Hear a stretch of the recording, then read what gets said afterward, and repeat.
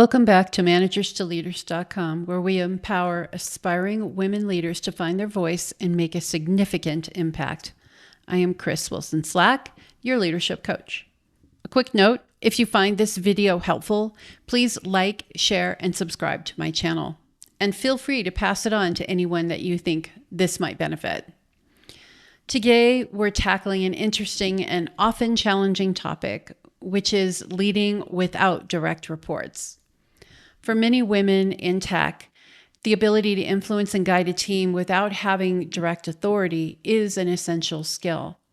Now, what do I mean about non-direct reports? I mean women who are responsible for teams of people to complete a task. This may be something like a project manager or a customer success manager. It could also be a technical account manager or a program manager. You'll notice that the word manager is in all of these titles, yet they don't have any employees that they are responsible for on a performance level basis.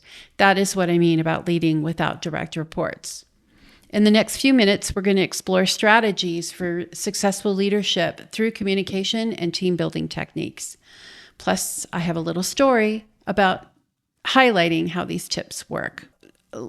Leading without direct authority is a little bit like trying to herd cats.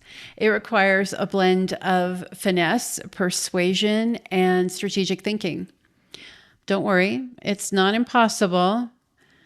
By mastering the art of communication and leveraging your team building skills, you can inspire and guide your team to success, even if they don't report to you directly. Believe me, you can. How? Communication is the foundation of any successful leadership, but it's more especially important and focused on when you're leading without direct reports. When you don't have a constant relationship with the team member or contributor that's participating, it's really essential that you learn to be clear and authentic with your communication.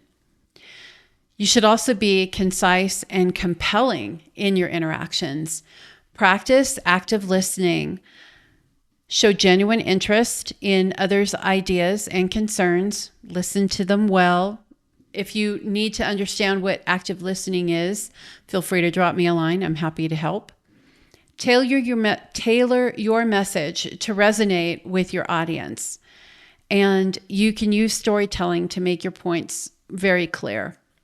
I'm going to share a quick story about one of the project managers I've worked with named Janice.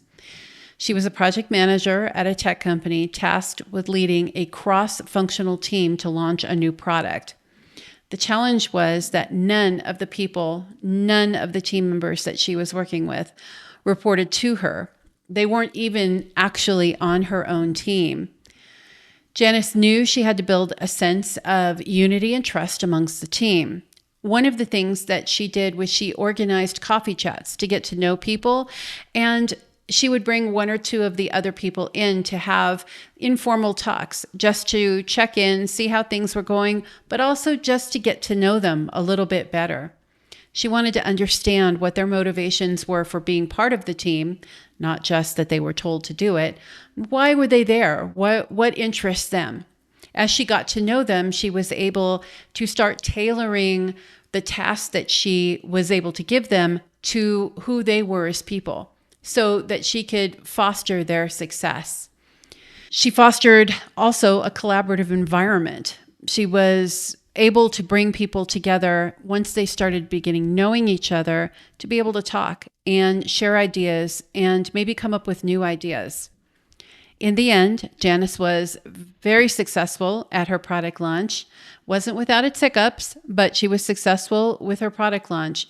And despite not having the direct authority, it really truly was a synergistic completion. It was really project management at its finest. Like Janice, you can use several team building techniques to create a cohesive and motivated team. Focus on building relationships. Get to know your team members and what drives them. Be authentic and show real interest and concern for the challenges that they run into and the things that they come up with.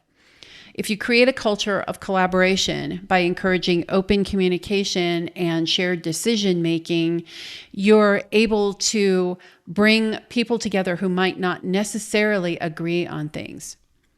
Recognize and celebrate individual and team achievements, which will help boost morale and commitment. Leading without direct reports can feel very daunting at times, but with the right approach, it's entirely possible. By honing your communication skills and focusing on building the team, you can influence and guide your team effectively. It's not always about the product at the end. It is about the journey along the way. Remember Janice's story. Most times, like I said, the leadership is not about authority, but about a connection and collaboration. Thanks for watching, and stay tuned for more leadership tips and insights from managerstoleaders.com. If you're struggling with your own leadership journey, feel free to schedule a leadership strategy session with a link at the end of this video. We'll establish where you are, where you want to be, and what's the right path for your individual needs. I'm Chris Wilson-Slack, your leadership coach. Together, let's empower each other with confidence and impact. Have a great day.